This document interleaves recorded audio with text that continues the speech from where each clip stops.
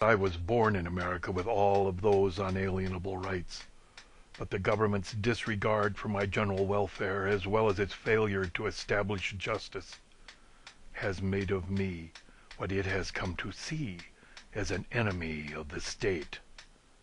Not only in the contiguous 48 states, but in several distant places, I have encountered compelling evidence of the growing hatred that millions of people feel toward America. This police report, written in Spanish, describes an incident wherein a friend of mine and I were robbed aboard a Mexican train. Though we were on our way to Guatemala to build temporary housing for earthquake victims, Mexicans aboard the train mocked us, chanting, "Starve, gringos, starve." This is a picture of my friend on the Gulf Coast of southern Mexico. The photo was shot a few hours after the train robbery and just minutes before we were taken hostage by drunken fishermen. They were going to slit our throats because the United States had extended its maritime boundaries and thrown them out of waters that their ancestors had fished for centuries. We escaped by speaking to them in foreign languages. "Что вы хотите меня?" So they thought that we were not Americans. This is a view from the lanai of the condominium where I lived in Hawaii. Though I was Kama'aina, some Hawaiians expressed their anger toward me. They hated the USA for refusing to pay them reparations for their lost islands. They had never wanted to be Americans. They wanted to secede from the United States and to right the wrongs that haoles had foisted upon their beautiful homeland. That is only the beginning of a very long list of the world's people who resent or hate or seek revenge against America and its population. They have many horror stories to tell about how the United States government throughout its history has exploited the nations of the world. It would not be possible to include every situation on this DVD, so I will use both text and speech to present some examples of the harm that has been done by those who have plundered and killed to make America what it is today. There are still impoverished American Indians living on reservations whose early civilizations were destroyed in the process of building the United States. Many of them have never gained even a living measure of what had all been the hunting grounds of their ancestors before America existed. Entire nations of people on the African continent were destabilized by the kidnapping of millions of their strongest, healthiest people whose labor was indispensable to the building of America. Imagine what they might have accomplished in Africa if their generations had worked that long and that hard to improve their own homelands. Now, a highly disproportionate number of their descendants live in prisons and slums in the United States, while their distant relatives in Africa struggle to survive in impoverished societies that have never recovered from the abduction of multitudes of their citizens. People around the world wonder if America is really worth all of that human suffering, and so much more.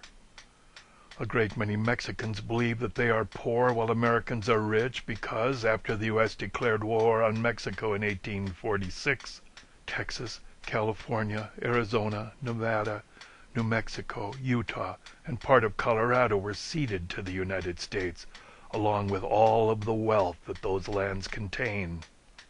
Mexicans commemorate that with a poem. Poor little Mexico, so far from God, and so close to the United States. Cuba was becoming the world's foremost producer of sugar, so factions in the USA tried to gain control of that island. They smuggled guns to Cuban rebels and blockaded Cuba in 1898 to support those rebels. After declaring war on Spain, the U.S. government bastardized one of its own most sacred tenets, self-determination, by seizing Spanish colonies and becoming a de facto empire.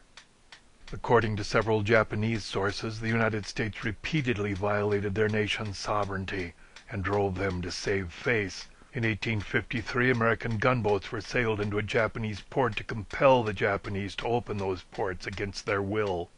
Before Pearl Harbor was attacked, the United States tried to cut off Japan's access to resources, froze Japanese assets, and shipped disassembled fighter planes to China and/or Burma in crates marked machinery, so they could be flown against Japan. The USA then dropped atom bombs on civilian Japanese populations, even though Japan had, more than once, offered to surrender. In 1964, the United States government apparently made up a phony naval attack to justify carpet bombing North Vietnam and sending hundreds of thousands of troops to invade that country. When a Cambodian leader named Sihanouk would not help the United States fight the North Vietnamese, the U.S. government helped a general named Lon Nol overthrow Sihanouk. That coup, in addition to America's illegal bombing of Cambodia, so destabilized the society that a communist group was able to take power and murder hundreds of thousands of Cambodians. Millions of Muslims worldwide contemplate the destruction of America and Israel for several reasons. First, the United States has long supported Israel, which used force to take property away from many Palestinians without compensating them for their loss. Second, Israel trained a vicious police force to protect a puppet ruler placed in power in Iran by an American-backed coup. Third, while the United States supplied Iraq during the Iran-Iraq War, Israel supplied Iran so they could keep the war as hot as possible for as long as possible. Fourth, for decades, Israel has attacked Muslims with planes and helicopters supplied by the United States, so it is American weapons which Muslims see bombing and strafing their loved ones. How can anyone fail to see that fanatical Muslims feel justified in retaliating against the U.S. and Israel, just like militant American conservatives feel justified in attacking Iran for supplying weapons to Iraqi insurgents during the Iraq War?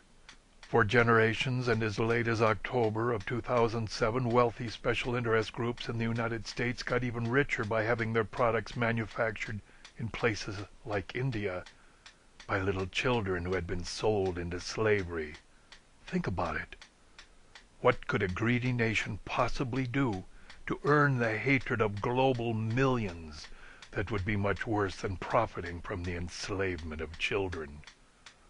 And how many times can impoverished parents in foreign lands be expected to believe rich Americans who repeatedly deny any knowledge of their profitable crimes against humanity? In addition to exploiting foreign labor, American special interest groups also build in foreign countries factories that do not have the safety features that have to be built into factories in the USA. Thousands of deaths and illnesses have resulted in lands from Mexico to India. The United States government has more than 700 military bases in over 125 countries. Among other things, they protect properties belonging to rich Americans. In the process, American soldiers have committed crimes ranging from drunken fights to gang rape and murder. Those incidents have added up over the generations to cause more and more foreign people to hate meddling Americans. Super patriots try to redeem America's reputation by telling us that the U.S. government gives billions of dollars in foreign aid to poor countries. However, much of that money has been pocketed by corrupt foreign leaders as bribes, which motivate them to allow the United States to build military bases, install spy stations, rip out resources, build cheap factories, exploit the workforce, and otherwise take advantage of the nations of the world. Those unthinking patriots also remind us that the U.S. government has spent blood and treasure to liberate suppressed masses all over the world and to rebuild their countries. But of course, liberation and reconstruction constitute the biggest business in which America engages. Special interest groups like munitions manufacturers and huge construction firms agitate for war so they can get richer by making bombs and then rebuilding what those bombs destroy. Then, after those wars are won on foreign soil, America typically leaves puppet rulers like the Shah Mohammad Reza Pahlavi in control of those countries, so the United States can do as it pleases.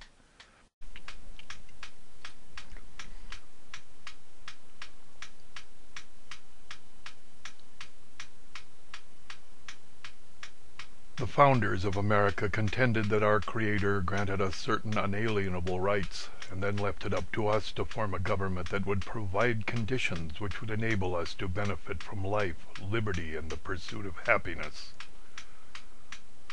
The nation's founders also foresaw the possibility that this government might fail to achieve that objective, so they imposed upon us a duty to alter a failed government, or to abolish it, and try again.